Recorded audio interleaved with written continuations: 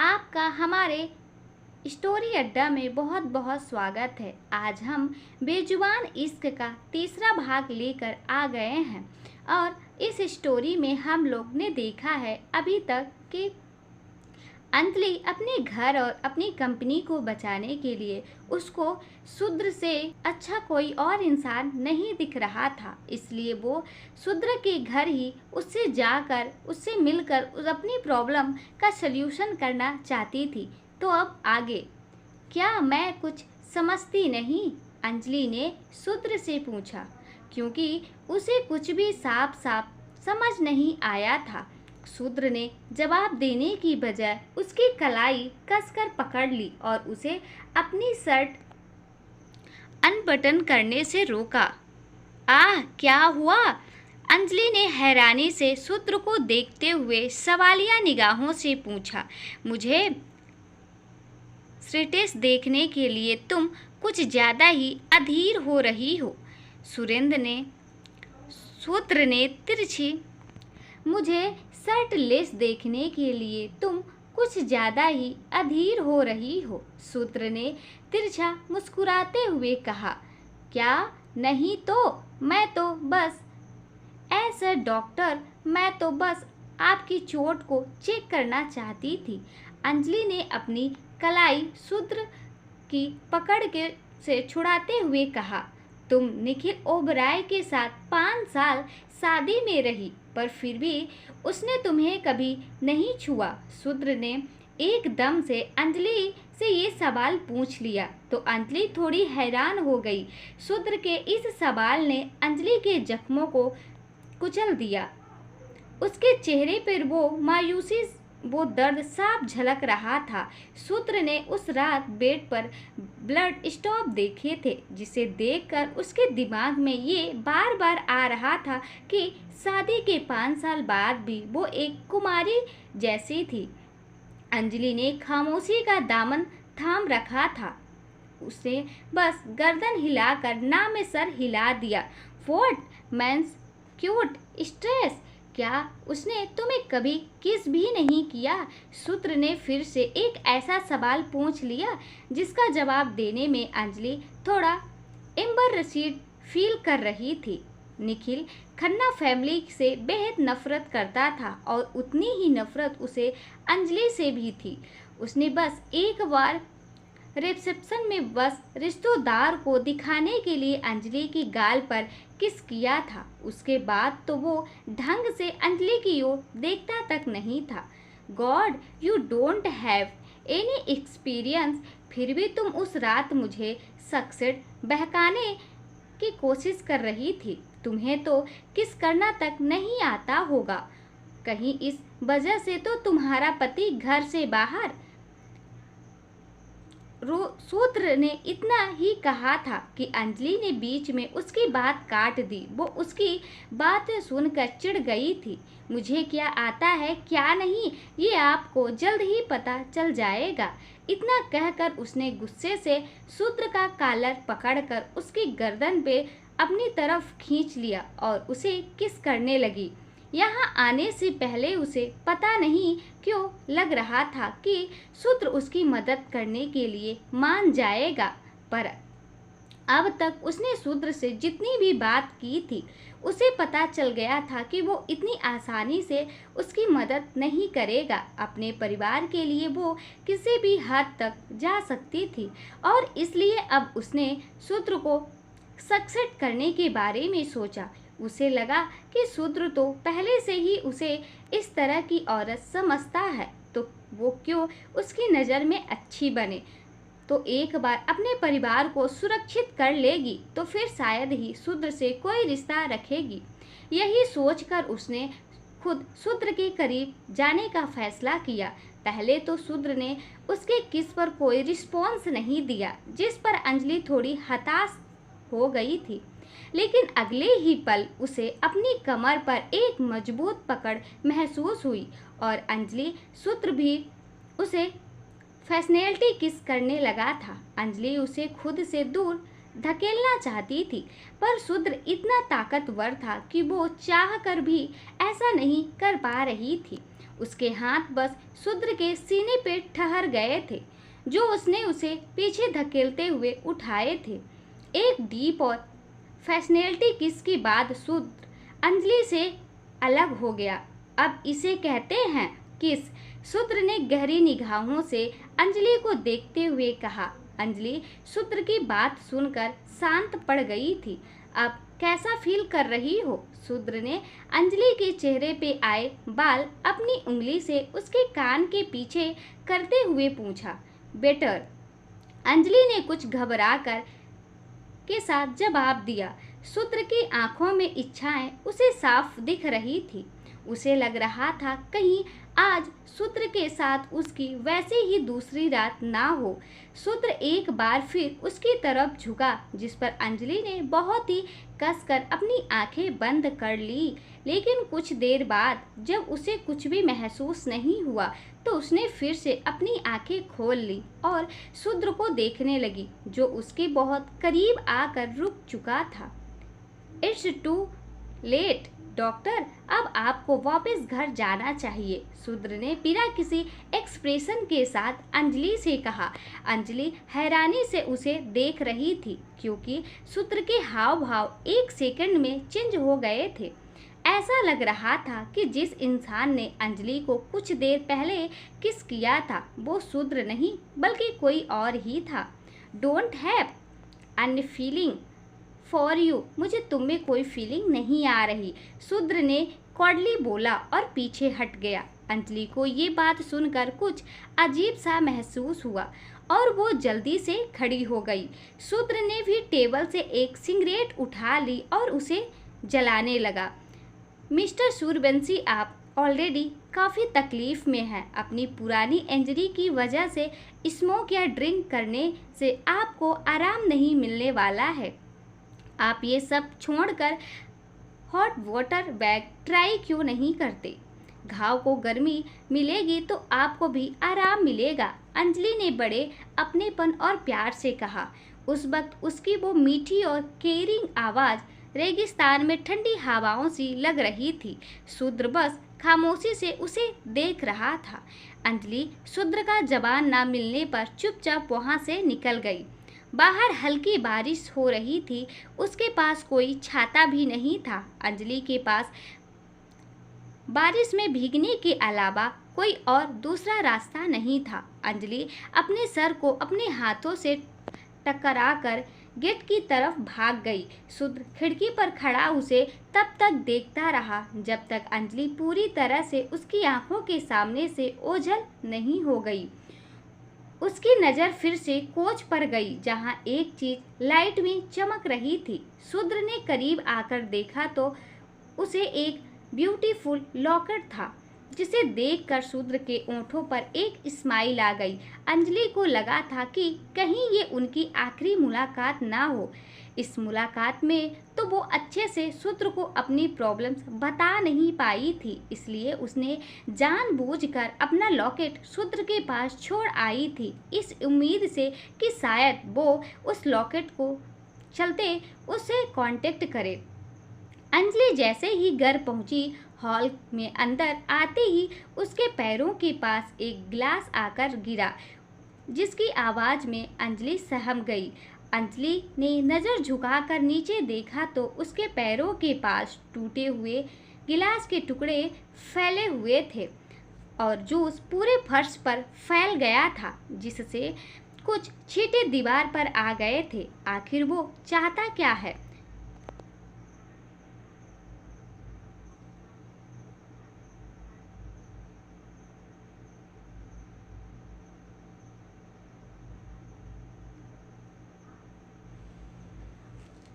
आखिर वो चाहता क्या है? गौरी के अंकल इंद्रजीत ने गुस्से से लाल होते हुए कहा। चाचा जी, क्या हुआ? अंजलि ने आगे अपने अंकल की तरफ बढ़ते हुए पूछा। उसकी नज़र फिर अपनी आंटी की तरफ गई, जो हाल में एक कोने में बड़ी बेचारी सी शक्ल लिए खड़ी आंसू बहा रही थी। पूरे हाल का सारा सामान बिखरा पड़ा था। अंजलि ने हाल में कदम रखी ही थी कि अंजलि की आंटी ने सिसकते हुए कहा, अंजलि बेटा, क्या तुम अभी निखिल से मिलने गई थी? क्या कहा उसने? वो अब भी ये सब क्यों कर रहा है? अभी अभी एक और इन्वेस्टर का फ़ोन आया था। वो अपने इन्वेस्ट किए 100 करोड़ वापस मांग रहा था। हम इस वक्त बहुत बुरी मुसीबत में पड़ गए हैं। हमें क्या बता रही हो? आज हम इस हालत में इसी की वजह से आए हैं। इसने ही हमें बर्बाद करने की कसम खा रखी है। तलाक की बात करके इसने हमारे लिए एक नई मुसीबत खड़ी कर दी है। इंद्रजीत ने अंजलि पर चिल्लाते हुए कहा। मैंने उससे बात की थी, उससे माफ़ी भी मांगी थी, उससे कहा कि तलाक वाली बात भूल जाए। मैं अंजलि ने इतना ही कहा था कि उसके अंकल और ज़्यादा भड़क गए तो फिर वो हमारे पीछे पड़ा है।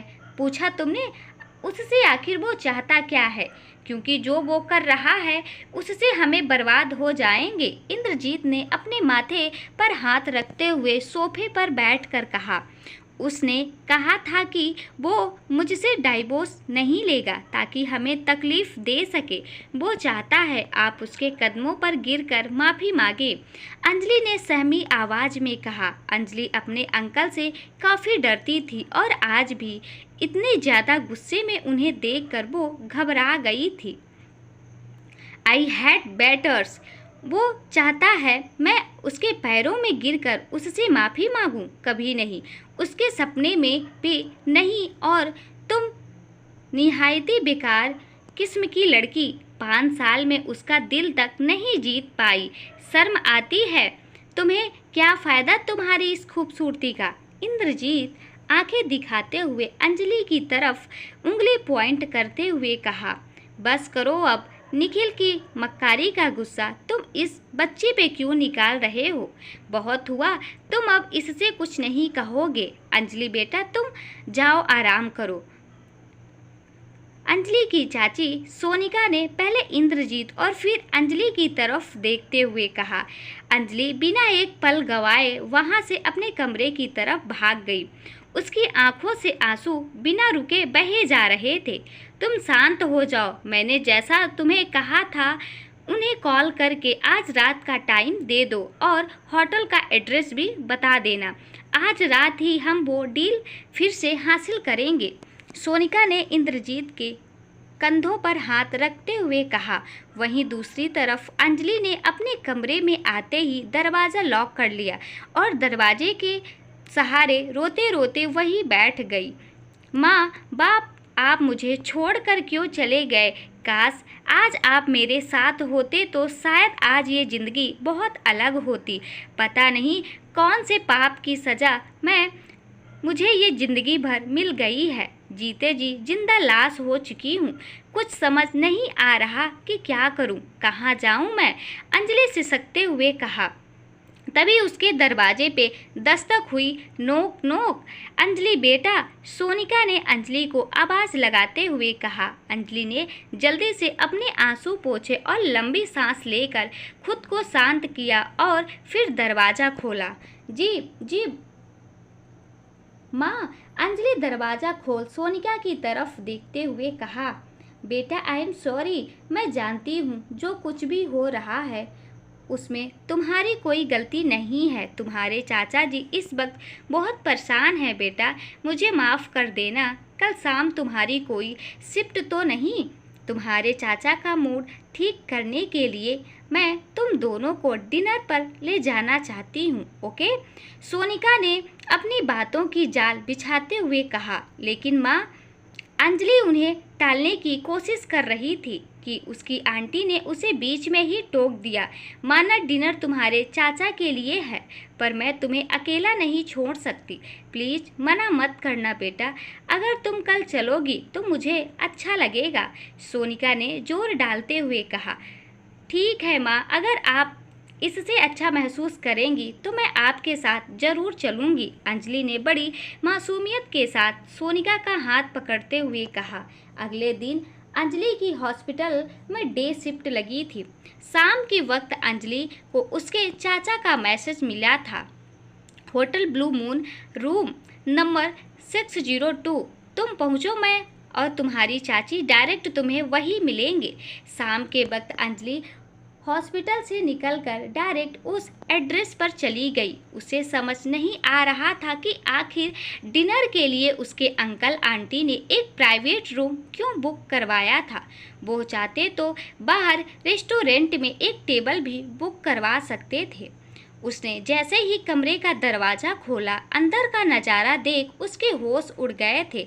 अंदर उसके अंकल आंटी नहीं बल्कि लगभग 10 से 12 अजनबी आदमी मौजूद थे। अंजलि दरवाज़ा बंद कर वापस जा ही रही थी कि एक आदमी जो 50 के आसपास का था, उसने कहा, अंजलि राइट, कम इन, तुम्हारे अंकल भी आने ही वाले होंगे।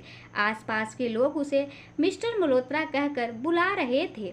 अंजलि बड़ी मुश्किल से कदम आगे बढ़ा रही थी। उसे ऐसा महसूस हो रहा था मानो उसके पैरों पर 100 किलो का वजन हो जो उसे आगे बढ़ने से रोक रहा हो। लेकिन धीरे धीरे सहमी हुई अंजलि अंदर आ गई। वहाँ बस एक सीट खाली थी जो कि बाकी चेयर्स से बड़ी और अलग थी। वो चेयर मैन गेस्ट के लिए खाली छोड़ी गई थी। अंजलि दरवाजे के अंदर तो थी पर अंदर रूम में आगे आने की उसकी हिम्मत नहीं हो रही थी। मिस्टर मल्होत्रा की नज़र उसे बहुत अनकंफर्टेबल फील करवा रही थी।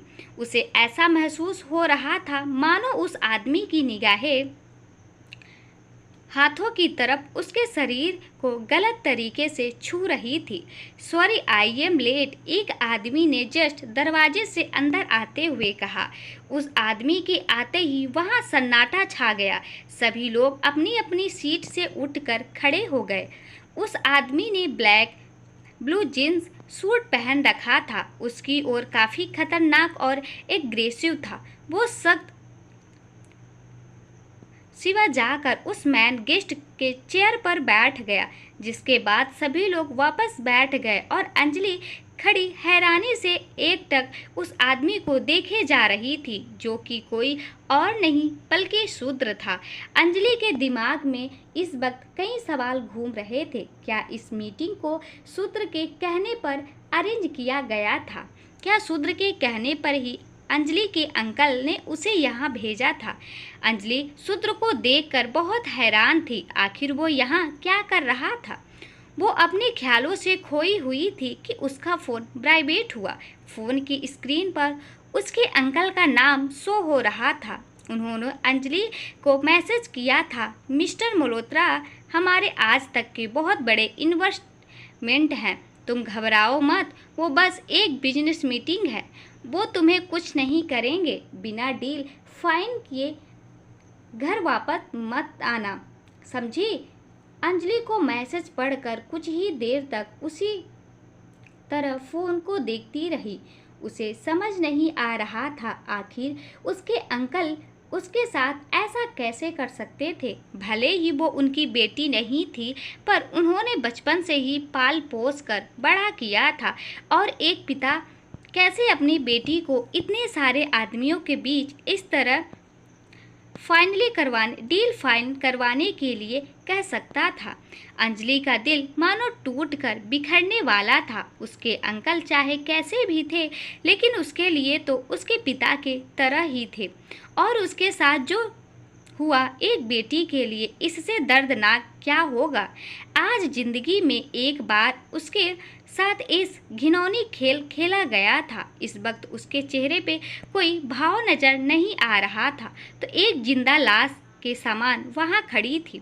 अंजलि, अंदर आओ, मीटिंग शुरू करते हैं, मिस्टर मल्होत्रा ने अंजलि को आवाज़ लगाते हुए कहा। अंजलि ने भारी पलकों से ऊपर देखा तो और हिम्मत करके धीरे आगे बढ़ने लगी।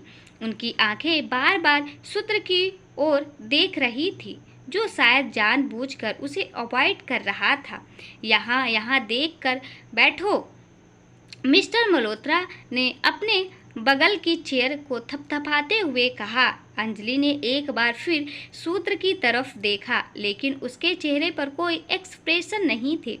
आंखों में हमेशा की तरह कोल्डनेस देखकर अंजलि को अब उस पर गुस्सा आने लगा। आखिर वो कैसे इस सिचुएशन में चुप बैठ सकता था, या तो ऐसे बिहेव कर रहा था मानो वो एक दूसरे को जानते ही ना हो।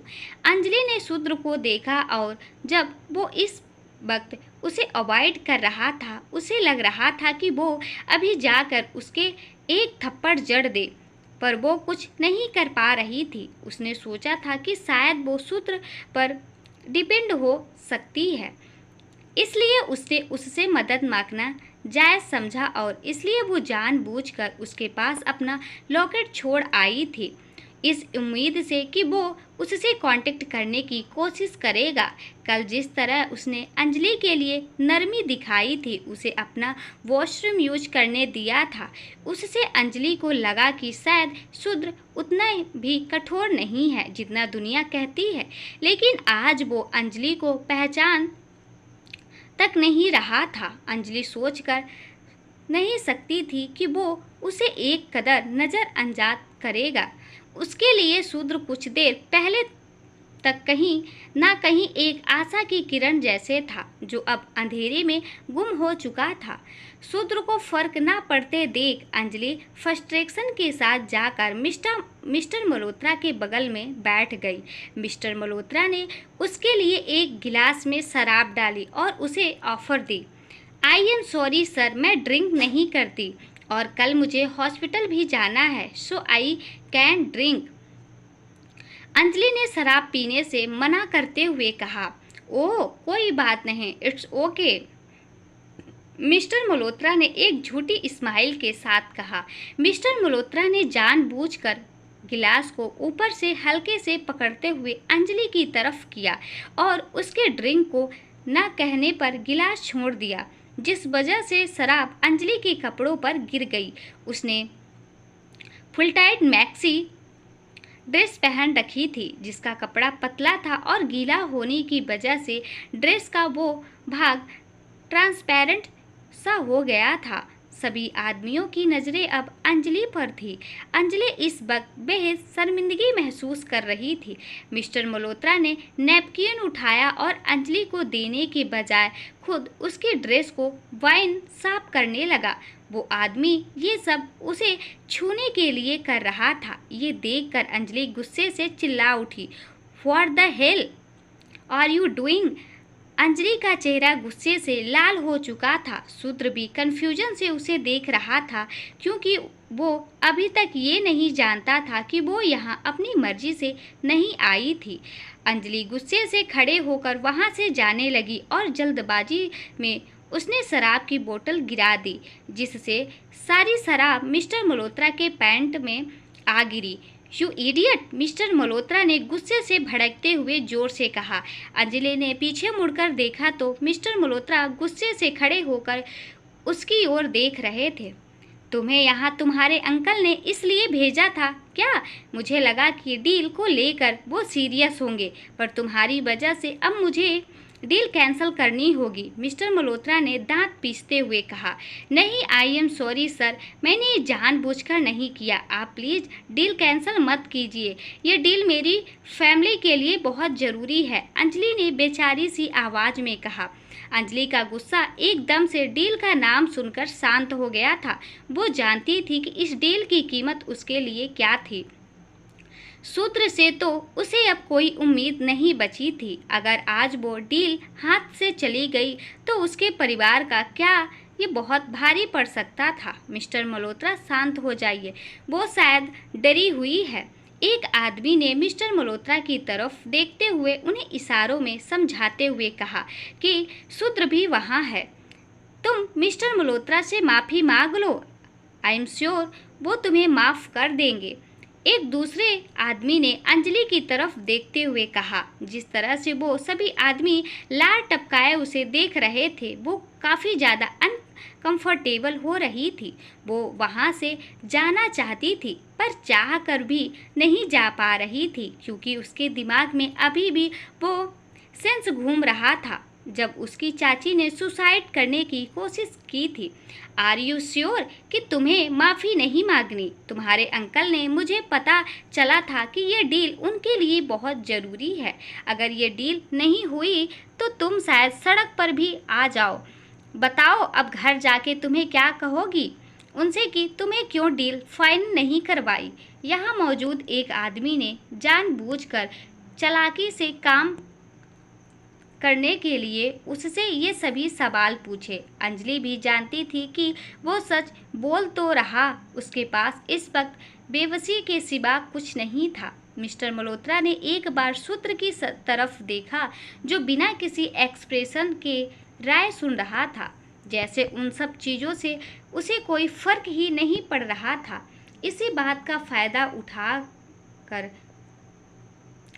शूद्र कुछ नहीं कर रहा था। मिस्टर मल्होत्रा ने अपना असली रंग दिखाना शुरू कर दिया।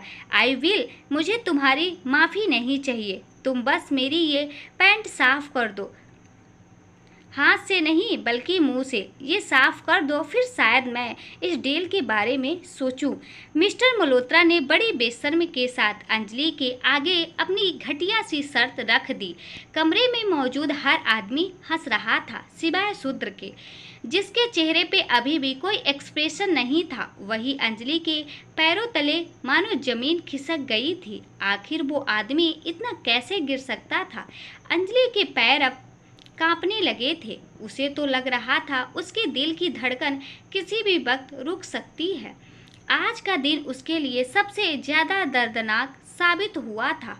उसके पिता जैसे अंकल ने इन आदमियों के बीच उसे किसी चीज़ की तरह बिना कुछ सोचे फेंक दिया था। जिस आदमी पर वो भरोसा करने लगी थी, उसने भी उसे इस मुसीबत में मजाक बनने के लिए छोड़ दिया। और सबसे बड़ी बात, आज उसके आत्मसम्मान को कुचला जा रहा था। उसके लिए अब सारा पाना तक मुश्किल हो रहा था। इस वक्त काफ़ी प्यारी भावनाएं एक साथ उसके दिल में उमड़ रही थी। गुस्सा देख बेबसी, उसे कुछ समझ ही नहीं आ रहा था कि वो क्या करे। देखने में तो ठीक ठाक ही है ये लड़की। अगर मैं भी तुम्हारे अंकल की कंपनी में 100 करोड़ इन्वेस्ट कर दूं, तो क्या मेरा भी फायदा हो सकता है? एक आदमी ने जानबूझकर अंजलि का मजाक उड़ाते हुए कहा। पूरा कमरा एक बार फिर आदमियों के ठहाकों से गूंज रहा था। किसी को भी इस लड़की के लिए जरा सा भी बुरा नहीं लग रहा था। वो सब अब अपने सेटिस्फेक्शन संतुष्टि के लिए उसका मजाक बना रहे थे। देखते ही देखते अचानक से उस कमरे में अंजलि की बोली लगने लगी। अंजलि को अपनी किस्मत पर हंसी आ रही थी, माना उसकी किसी की जिंदगी में कोई अहमियत नहीं थी, पर वो कोई सामान तो नहीं थी कि बोली लगाई जा रही थी। अरे इसके लिए तो मैं 200 करोड़ भी इन्वेस्ट करने को तैयार हूँ, एक दूसरे आदमी ने अंजलि की तरफ देखते हुए कहा। अंजलि को खुद से ही नफरत होने लगी थी। अपने लिए ऐसे घटिया शब्द सुनकर अंजलि की हिम्मत उसका साथ छोड़ गई थी। उसने एक आखिरी बार शूद्र की तरफ उम्मीद भरी नजरों से देखा। उसका चेहरा शर्मिंदगी और गुस्से से लाल हो चुका था और उसकी आंखों पर दुख की काली घटा छाई हुई। लर्जा लगातार आंसू बहा रही थी। तुम इतने पत्थर दिल कैसे हो सकते हो? अब भी चुप हो? कल के बाद मुझे लगा लोग तुम्हारे बारे में गलत सोचते हैं, लेकिन मैं गलत थी। इन सब के लिए तो एक अजनबी थी मैं, लेकिन तुम मेरे लिए तो अनजान नहीं थी ना। अंजलि ने शूद्र को देखते हुए मन में सोचा, लेकिन शूद्र तो बिना उसे देखे बड़े आराम से शराब की चुस्कियां भर रहा था। उसे अपनी किस्मत पे तरस आ रहा था, पर अभी उसके ओठों पे दर्द भरी एक मुस्कान दिखाई दे रही थी। शूद्र के चेहरे पे उसे अपने लिए रत्ती भर फक्र नहीं दिखाई दे रहा था। शूद्र की वजह से अंजलि का गुस्सा उसके हर इमोशंस पर भारी हो गया था। उसके बिना सोचे समझे अपने कदम मिस्टर मारवा की तरफ बढ़ा दिए। सब उसे देखकर हैरान हो गए। उसके एक कदम ने पूरे कमरे में सन्नाटा फैला दिया था। सभी आदमी बस उसे देखे जा रहे थे। कुछ ने तो इस पूरे कमरे में जो हो रहा था उसकी फोटोज और वीडियोज लेने के लिए फ़ोन भी निकाल लिए थे। अंजलि जाकर मिस्टर मल्होत्रा के कदमों में घुटनों के बल बैठ गई और आगे झुककर वो शराब चाटने ही वाली थी कि पूरा कमरा एक तेज आवाज़ में गूंज उठा। 500 करोड़। वो आवाज़ सुनकर सभी मैन चेयर पर बैठे सत्य की तरफ डर सी भरी निगाहों से देखने लगे। अंजलि रुक तो गई थी, पर अब भी वो उसी तरफ वही बैठी रही। उसके आंसू अब और तेजी से बहने लगे थे। सूत्र सीट से उठकर सीधा अंजलि के पास आकर खड़ा हो गया। खड़ी हो जाओ, तुमने सुना नहीं, मैंने सबसे ऊंची बोली लगाई है। सूत्र ने अंजलि की बाजू से उसे खींचते हुए खड़ा किया। अंजलि लड़खड़ा रही थी। सूत्र ने उसके कपड़ों की ओर देखा और फिर अपने ब्लेजर उतार कर अंजलि के ऊपर डाल दिया। मिस्टर सूर्यवंशी, मैं वो बस मिस्टर मल्होत्रा, मैं हर भरी आवाज में शूद्र को समझाने की कोशिश कर रहा था। किलो, शूद्र ने उन सभी को आंखें दिखाते हुए कहा। उसकी आवाज सुनकर मिस्टर मल्होत्रा एक और शब्द बोलने की हिम्मत नहीं कर पाए। आज अंजलि की बदतमीजी करने की सारी हदें पार हो चुकी थी। उससे अब इससे ज्यादा यहाँ नहीं रुका जाएगा। वो भागती हुई रूम से बाहर निकल गई। अंजलि मानो अब किसी भी पल बॉम्ब की तरह फटने वाली थी। उसके मन में भावनाओं का भंडारा उफान मार रहा था। वो रोती हुई होटल से बाहर भाग गई। सुनसान सड़क पर बारिश में वो एक जिंदा लाश की तरह बिना किसी मंजिल के आगे बढ़ते ही जा रही थी। उसे समझ नहीं आ रहा था कि वो तो करे क्या, कहाँ जाए। आज उसे फिर से अनाथ सा महसूस हो रहा था। जिस शख्स ने उसे पाल पोस कर बड़ा किया था, उसने उसे बेच दिया था। जो भरी बारिश में बेघर लड़की की तरह चल रही थी, वो अभी तक उन्हीं बातों के बारे में सोच रही थी। उसका बदन लोह की तरह नप रहा था। ये लड़की बारिश की बूंदों में भी उसके अंदर जल रही आग की ठंडा पाने के सक्षम नहीं था। एक वक्त के बाद तो उसके कदम भी चलने की शक्ति खो चुके थे। वो तेज बारिश में रोड पर ही बैठकर जोर जोर से चीखने लगी। उसने जमीन पर जोर जोर से हाथ मारना शुरू कर दिया। क्यों, आखिर क्यों भगवान? अब बस इससे ज़्यादा बर्दाश्त करने की शक्ति मुझ में नहीं बची।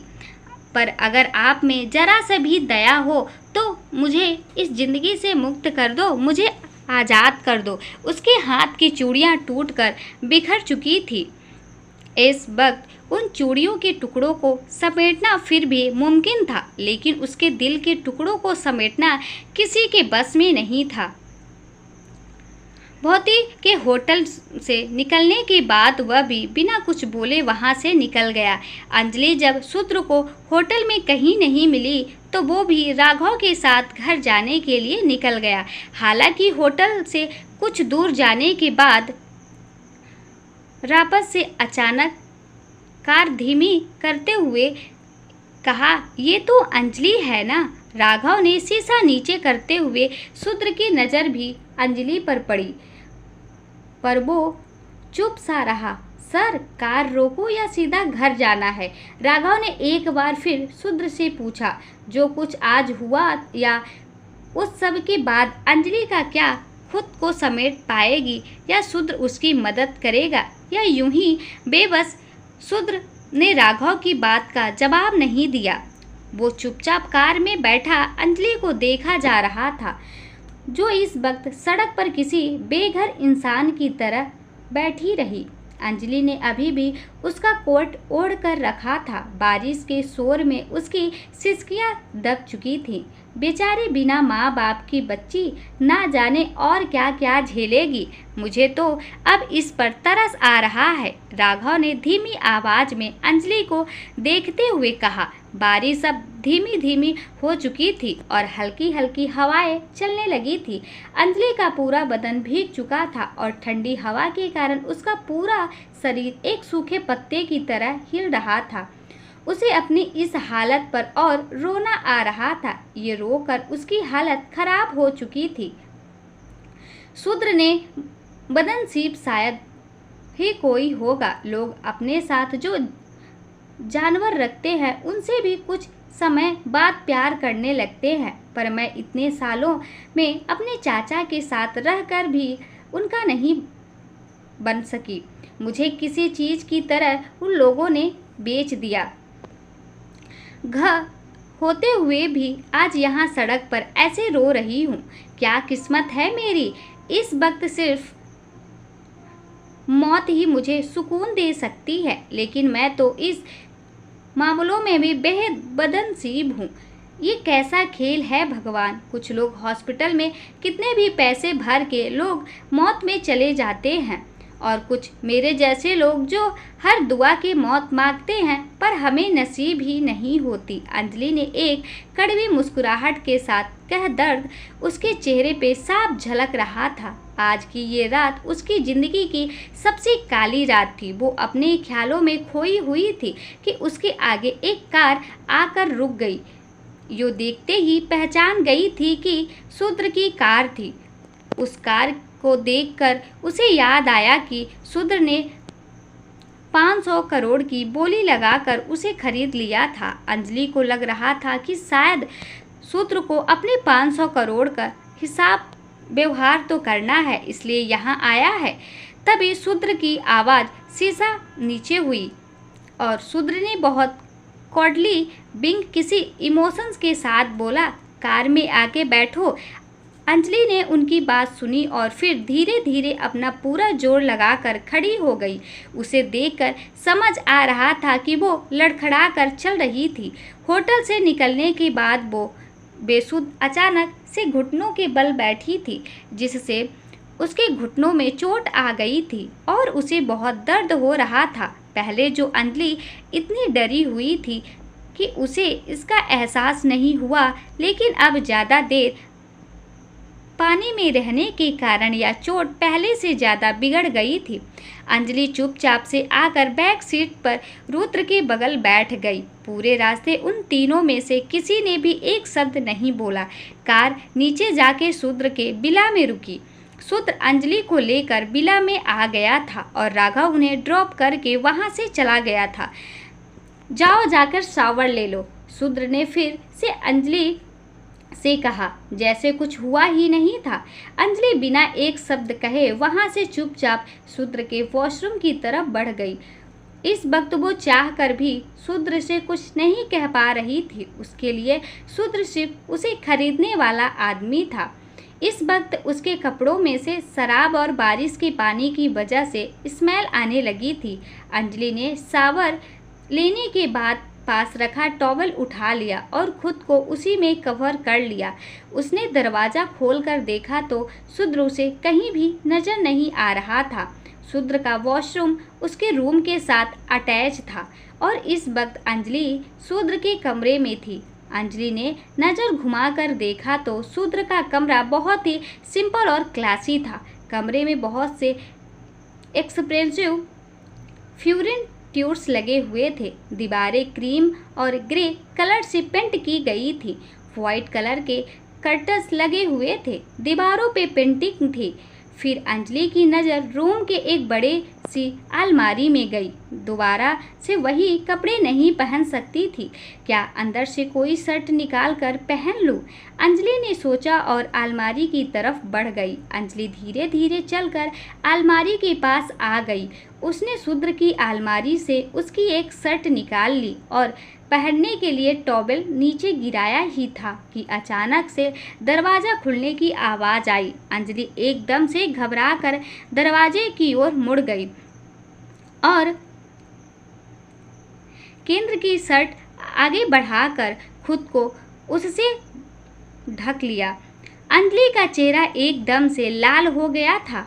उसे ऐसे देखकर शायद उसका पति निखिल भी अपने होश खो बैठता, लेकिन शूद्र ने चुपचाप अपना गला साफ किया और दरवाज़ा बंद कर दिया। अंजलि को तो मानो सांप सूख गया हो। उसके कान सन्नाए हो चुके थे और धड़कन ट्रेन के इंजन की तरह तेज चल रही थी। कुछ देर बाद जब वो वापस से अपने होश में आई तो उसने फटाफट खुद की शर्ट पहन ली और बड़ी हिम्मत से साफ गहरी सांस भरते हुए कमरे से बाहर आ गई। शूद्र नीचे लिविंग रूम में बैठा हुआ स्मोकिंग कर रहा था। फिर से सिगरेट, इसलिए आज तक वो ठीक नहीं हुए। अंजलि ने शूद्र को देखते हुए सोचा और धीरे धीरे सीढ़ियों से उतरकर शूद्र की तरफ जाने लगी। उसके दिमाग में इस वक्त काफ़ी सवाल थे। वो सोच रही थी कि आखिर क्यों शूद्र उसे कमरे में बिना कपड़ों में देखकर भी रूम से बाहर चला आया। क्या उसने 500 करोड़ उसे बस बचाने के लिए दांव पर लगा दिए थे, या उसकी अंजलि के साथ कुछ और करने का प्लान था। अंजलि शूद्र के सामने आकर खड़ी हो गई।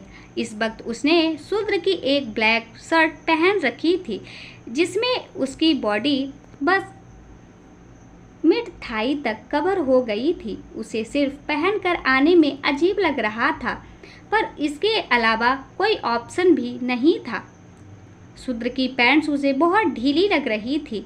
यहाँ आओ, अंजलि को देखकर कोच को थपथपाते हुए शूद्र ने कहा। अंजलि शूद्र का इशारा समझकर उसके पास कोच में जाकर बैठ गई। उसके दिल की धड़कनें अभी तक बढ़ी हुई थी। उसके चेहरे पे इस वक्त कई तरह के इमोशंस थे। दर्द और डर, घबराहट से उसका चेहरा पीला पड़ गया था। उसे शूद्र का हाथ उसकी टांगों पर एहसास हुआ था। अचानक से काउच से उठ गई। उसने दर्द भरी निगाहों से शूद्र की तरफ देखा, लेकिन शूद्र तो अंजलि के पैरों को देखा जा रहा था। उसने एकदम से अंजलि के पैरों को उठाकर अपने गोद में रख लिया। यह हरकतें करते समय उसने यह तक नहीं सोचा था कि गौरी का बैलेंस इससे बिगड़ सकता था और वह गिर भी सकती थी। रुद्र ने फिर से उसे बिठाया। अंजलि अब कोच पर शूद्र की तरफ मुंह करके बैठी थी, लेकिन उसका पैर शूद्र के गोद में था। शूद्र ने इस हरकत से अंजलि की साथ उसके गले में ही अटक चुकी थी और वह बड़ी आंखें करके शूद्र को देख रही थी। मिस्टर सूर्यवंशी, आप, अंजलि ने इतना ही कहा था कि शूद्र ने उसकी बात को बीच में काट दिया। चुपचाप बैठो, 500 करोड़ देकर खरीदा है मैंने तुम्हें, कुछ ज़्यादा ही कीमत चुकानी पड़ी मुझे, शूद्र ने अंजलि की ओर देखते हुए कहा। इसके बाद तो अंजलि के मुंह से एक शब्द तक नहीं निकला। उसे पता था कि शूद्र सही कह रहा था। इस वक्त उसके आसपास चुपचाप सब बर्दाश्त करने के अलावा और कोई रास्ता नहीं था। अंजलि फिर से इमोशनल हो गई थी। उसका शरीर पहले से ही बारिश में भीगने की वजह से दर्द से टूटा जा रहा था। आखिरी में उसने एक ठंडी आह भरते हुए अपनी आंख बंद कर ली। कुछ ही देर बाद में एक दर्द की लहर उसके पूरे बॉडी में दौड़ गई। उसने आंखें खोलकर देखा तो शूद्र उसके पैर पर ऑइंटमेंट लगा रहा था। तुम्हें उस जगह नहीं जाना चाहिए था, शूद्र ने अंजलि की चोट पर मलहम लगाते हुए कहा। इस दुनिया में हर किसी को ये हक नहीं मिलता कि वो अपनी ज़िंदगी के फैसले खुद ले सके। अंजलि ने आंसुओं से भरी आंखों के साफ जवाब दिया। जवाब तो अच्छे से देना आता है तुम्हें। वहाँ उन आदमियों के बीच इतनी आसानी से कैसे हार मान गई थी तुम? शूद्र ने फर्स्ट एंड बॉक्स को बंद करके साइड में रखते हुए पूछा। हार तो हालातों के आगे गई थी मैं, वो डील मेरा परिवार, इतना कहकर अंजलि चुप हो गई और सर झुकाए आंसू बहाने लगी। तुम कभी इंदौर गई हो? शूद्र ने अंजलि की तरफ देखते हुए पूछा। अंजलि ने हैरानी से अपनी गर्दन ऊपर उठाकर शूद्र को सवालिया निगाहों से देखा। अंजलि को समझ नहीं आ रहा था कि आखिर इन सब बातों से शूद्र ने उससे ऐसे सवाल क्यों पूछा। वही शूद्र भी नहीं जानता था कि आखिर उसने अंजलि से ऐसे सवाल क्यों पूछा था। तुम्हारे पैरों का दर्द अब कैसा है? शूद्र ने अंजलि के पैर पर हाथ फेरते हुए पूछा। शूद्र के इस सवाल से अंजलि के दिमाग पर भी फिर से बहुत सारे सवाल आने लगे थे। शूद्र की आंखों में फिर से अंजलि को कुछ अजीब सी डिजायर्स दिखने लगी थी। शूद्र ने अंजलि को उसकी कमर में अपनी ओर खींच लिया, जिसके बाद अंजलि की सांस एक बार फिर से उसके गले में अटक सी गई थी। अंजलि उसके एक्शन को समझ पा रही थी, इससे पहले वो कुछ और सोच पाती। शूद्र के अगले शब्द सुनकर वो हैरान हो गई। तुम्हें अब घर जाना चाहिए, मुझे पसंद नहीं कोई बाहर का इंसान मेरे घर में सोए। शूद्र ने अंजलि के करीब आते हुए कहा। क्या आप चाहते हो मैं अपने घर चली जाऊं? इसका मतलब आपने मुझे उस लिए नहीं खरीदा था। अंजलि ने सवालिया निगाहों से शूद्र की ओर देखते हुए पूछा। उसलिए तुम तब से क्या सोच रही थी? मैंने तुमसे कल ही कहा था कि तुम्हारे लिए मेरे मन में कोई फीलिंग्स नहीं है। अब जाओ, वहाँ टेबल पे तुम्हारा पेंटेड और चेक दोनों रखे हैं। ब्लैक चेक हैं, जितने जीरो पसंद आए डाल लेना। शूद्र ने बड़ी कैजुअली बिना किसी एक्सप्रेशन के साथ कहा। अंजलि उसकी बातों से हैरान थी। अगर उसे अंजलि के साथ कुछ लेना देना ही नहीं था तो उसने उसके लिए 500 करोड़ की बोली क्यों ही लगाई थी? क्या उसने सच में बस अंजलि की मदद करने के लिए ऐसा किया था? अंजलि के दिमाग में बहुत सारे ख्याल दौड़ने लगे थे, लेकिन फिर अपने अंजलि ने इतना ही कहा था कि शूद्र का फोन बजने लगा। शूद्र ने अंजलि के पैरों को हटाया और खड़े होकर कॉल पर बात करने लगा। हे नहीं, मैं अभी नहीं सोया था, शूद्र ने बड़े प्यार से फोन पर बात करते हुए कहा। अंजलि उसकी ये स्वीट साइड देखकर हैरान हो गई थी। उसने सोचा भी नहीं था कि शूद्र भी कभी किसी से इतने प्यार से बात करता होगा। शूद्र की इस स्माइल को अंजलि ने पहली बार देखा था, जो देविलिस नहीं बल्कि बहुत प्यारी लग रही थी। ये हंसते हुए इतने बुरे नहीं लगते, लेकिन ये इतने प्यार से किसी से बात कर रहे हैं। अंजलि ने अपने मन में सोचते हुए कहा। शूद्र किचन में जाकर फ्रिज से पानी निकालने लगा था, इसलिए उसने फ़ोन स्पीकर में रख दिया, जिससे फ़ोन के दूसरी तरफ की आवाज़ लिविंग रूम में बैठी अंजलि तक भी जा रही थी। पापा, आप कब फ्री होंगे? फ़ोन के दूसरी तरफ से एक आवाज़ आई। मेरे जैसे ही यहाँ काम खत्म होगा मैं वापस आ जाऊँगा, शूद्र ने प्यार से जवाब दिया। इनका बच्चा है, यानी मिस्टर सिंह निया शादीशुदा है। हे भगवान, और क्या क्या छुपा कर रखा है इन्होंने दुनिया से? अंजलि ने हैरान चेहरे के साथ सोचा। शूद्र के बेटे के बारे में ज़्यादातर लोग नहीं जानते थे। उसकी सेफ्टी के लिए शूद्र कभी भी उसे दुनिया के सामने नहीं लाया था, लेकिन किसी ने कभी ये भी नहीं सुना था कि शूद्र की शादी हो चुकी है। अंजलि ने उस दिन जब शूद्र के बारे में इंटरनेट पर सर्च किया था, तब भी वहाँ ना उसकी वाइफ का जिक्र था और ना ही किसी बच्चे के बारे में कोई जानकारी थी। शूद्र बात करता हुआ पानी लेकर स्टडी रूम में चला गया। उसने इस वक्त अंजलि को पूरी तरह से नज़रअंदाज कर दिया था। अंजलि के चेहरे पर भी इस वक्त एक स्माइल थी। कुछ देर बाद जब शूद्र बात खत्म करके रूम से बाहर आया तो नीचे हॉल में कोई भी नहीं था। अंजलि ऑलरेडी वहां से जा चुकी थी। अंजलि ने उसकी शर्ट उतार कर साइड में रख दी थी और अपने गीले कपड़े पहनकर ही वहां से चली गई थी। उसने टेबल की तरफ देखा तो वहां से अंजलि का पेंटेड गायब था, लेकिन चेक अभी भी वही रखा हुआ था। उस चेक को देखकर शूद्र हल्का सा मुस्कुरा दिया। अंजलि ने वो चेक नहीं लिया क्योंकि वो जानती थी कि शूद्र ने बस उसकी मदद की थी और शूद्र ने उसे छुआ भी नहीं था, तो वो कैसे ये पैसे रख सकती थी? हालांकि उसे पैसों की ज़रूरत थी। इस तरह से पैसे लेना भी उसे ठीक नहीं लगा। मुझे लगा नहीं था कि तुम इतनी जिद्दी हो, शूद्र ने चेक की तरफ देखते हुए कहा। अंजलि को अपने घर तक लौटने का बिल्कुल भी मन नहीं था, जो आज उसके साथ उसके अंकल ने किया था।